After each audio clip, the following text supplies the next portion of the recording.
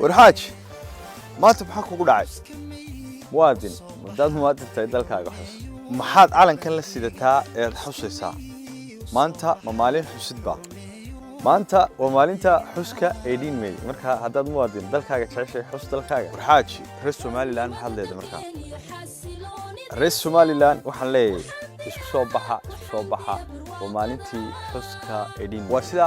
suldaanidii sheegay maanta waa sanad guurada كل وبيش ماينا كل Somaliland بيوحى بيش كل عيدنا لما لها ومالين في سنة كورة عيدنا ما كان حد لي أنا بقول هسه سنة دقيقة تجيء